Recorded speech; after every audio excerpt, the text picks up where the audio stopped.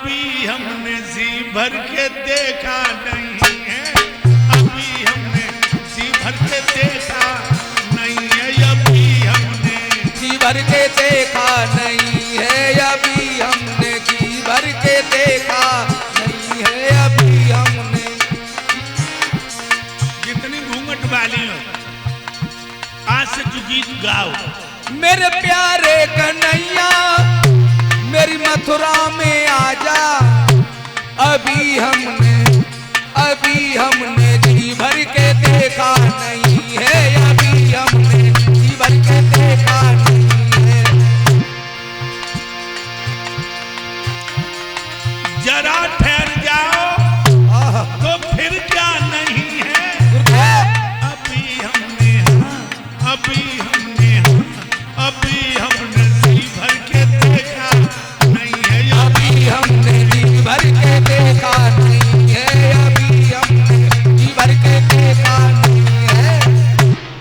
Hi by time पे बहू पानी भरवे को निकली और बाने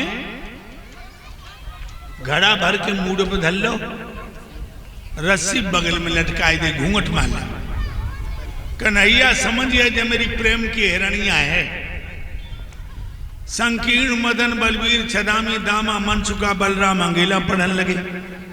कन्हैया पिछेला खिसकन लगे। गोपाल ने गोरी को घूंघट खोलो पूछी, तुम्हें पिया को का नाम है?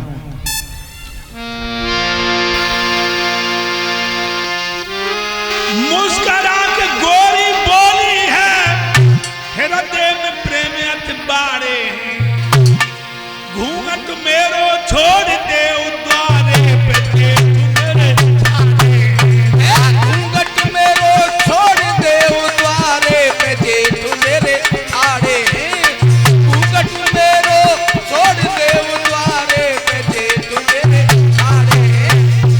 आज तोलो मनसुखा की नजर पड़ गई। मनसुख बोलो बलराम भैया बाबा ने कही कहू और सो बात न करिए और जान जा को घूंघट खोल दो। बलराम बोले श्याम इधर आओ, क्या जरूरत थी उस औरत का घूंघट खोलने की, वृंदावन समझते हो तुम? अब कन्हैया बोले हमने कहूँ ना घूंघट खोलो तो बे पूछा थी तुम कहाँ थे आए हो। दाऊ बोले आगे चल। कन्हैया अंगेला हो अरे दैया बब्बू की दोनों नन्हे छत बिठाई और जो ने घूंघट खोलते देखो। एक बात और बताएं, ये जितनी नन्हे होती हैं राकेश भैया, ये जितनी नन्हे होती हैं ये भाभी की प्राणन की भूखी होती। जितनी नन्हे ननद व्याकरण से अर्थ लगा, ननद चाहे भाभी पेट काट के दे, चाहे छुपा के दे, चाहे कितनों दे, ननद हमें कछु नहीं दो, हमें कछु नहीं दो। यानी जो नंद कभी भाभी पे खुश ना हो। हाथ दोनों नन्हे गली में आई बोली ये हमने सब देख लो। कहाँ कहते तेरी मैं क्या कहते आ जान दो भैया को जो तुम्हारी माँ से मिथौरी न लगवा दे, कटवा दे कटवाए। 8 महीना गोने को ना भाई वो आसमान में छेद करने लगी। ये को तो तेरे मैके को जाने तेरे घूंघट उठाओ तू मुस्कुराई आ जान दो भैया को खाल खा के भूसा भरवा दूंगी। भाभी बोली अरे पागल का तेरे पाप पैदा हो गो। फिर ये कौन है? मथुरा के तो है नहीं। भाभी तब कहने लगी का भूल गई मत धाम, वृंदावन के हैं यही कृष्ण और बलराम। जिनकी वीरता सुगरता की तू कहानियां सुनते आई सो जो वृंदावन के कन्हैया और बलराम। मेरी किस्म तेरी किस्म। हाथ दोनों नन्हे कहने लगी भाभी रोज मेरे संग आती है, चुप कहीं चली आई। मौला आती तो इन्हें हम देख लेती, अब तो इनकी पीठ दिखाई दे रही है। भाभी जब बता उनमें कन्हैया कौन है बलराम कौन है? भाभी कहने लगी नहीं बताए। दोनों नन्हे बोली मेरी अच्छी भाभी बताए दो। भाभी कहने लगी भैया तो और कह लो नहीं बताए। अच्छा दोनों नंदे बोली हम भैया तो कछु ना कहें, हमारी किस्म तुम्हारी किस्म। भाभी कहने लगी समझ लो कसम खाई हो और भैया तुमने इतनी बात कही उनने हम तक तू कर दई तो परो नंदो लिवान आए ऐसी ऐसी बातें कहें जो घर ले जाके मट्टी टिंडार की सुलगाई दे जाओ। ता सुन हम तुम्हारी कहे ना तुम हमारी। अच्छा बता बहना वही बीरबल है जसुदानंद के दुलारे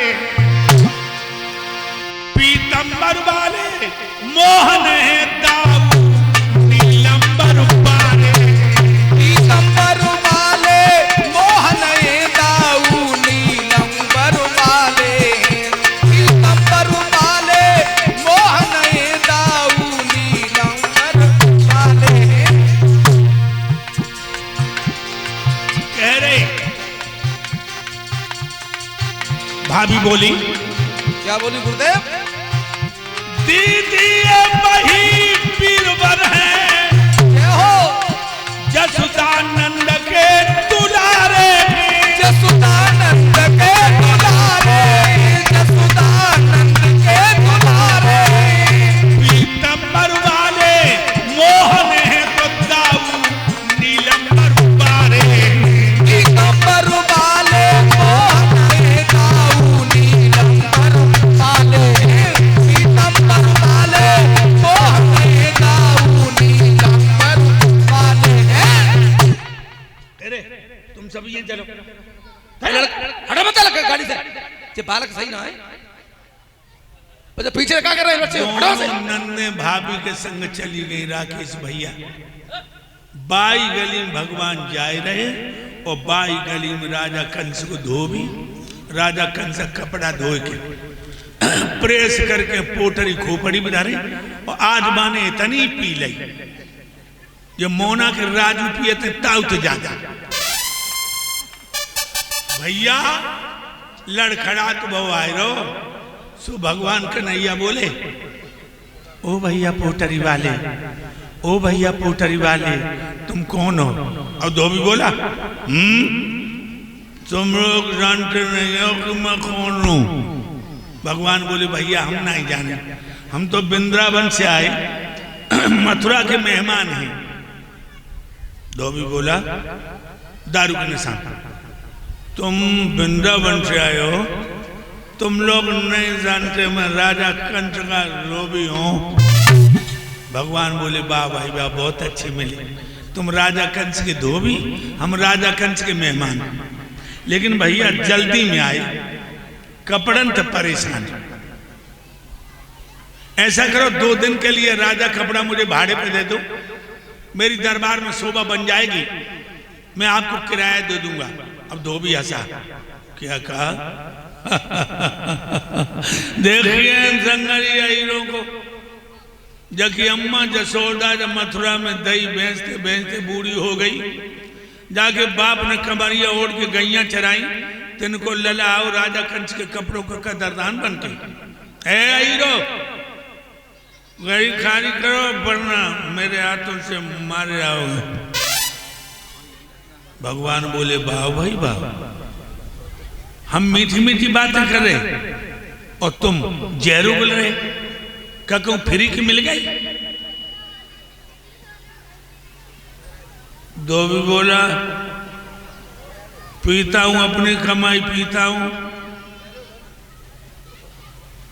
कभी कभी नहीं पैसा जुड़ता है तो राजू की तरह से सिमरा में जाकर ले आता हूं हैं?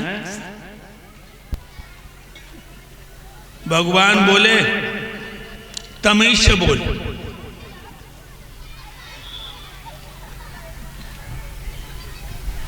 हम तो समझे थे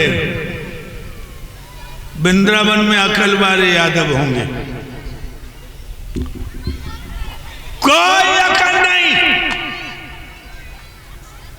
इधर भी गधे उधर भी गधे जिधर देखते हैं गधे ही गधे। गधा आसरा आदमी रो रहा है ये मोदी की सरकार में क्या हो रहा है। अरे जो खेतों में देखा वो फसली गधा है और जो ढोलक में बैठा वो असली गधा है। तुम्हारी बात नहीं। जो खेतों पे दिखे वो फसली गधा है, और जो माइक पे चीख है वो असली गधा है। भगवान ने 2 उंगलियों को तमाचो धोबी के गाल में मारा, धोबी का सर कट के जमीन पे गिर पड़ा। बोलो आनंद कंद भगवान की। मारा गया धोबी। ये वही धोबी है जिसने त्रेता युग में मैया सीता को वनवास दिलवाया था। अब पोटरी खोली कपड़न वाली, तो राजन जैसे कपड़ा तो हमने कभी देखे नहीं जो पहनने की अकल हो। राकेश भाई साहब उल्टे सूदे पहनने लगे। पाजामा जामा को पाजामा माना, पाजामा जामा बना लिया, साफा की साफी कर डाली, रूमाल कमर से बांध लिया। साफा की साफी कर डाली, रूमाल कमर से बांध लिया। साफा की साफी कर डाली, रूमाल कमर से बांध लिया। उल्टे सीधे पहनने लगे। तब तक दर्जी आ गया। उसने कहा दीनानाथ कपड़े में का सत्यानाश करे, ला हम पहना दो। दर्जी ने कपड़ा पहनाए, भगवान ने दर्जी को आशीर्वाद दिया, जाओ धन दौलत से फूलो फलो। अब कपड़ा पहन के भगवान आगे चले तो बाई गली में एक लड़की चली आई।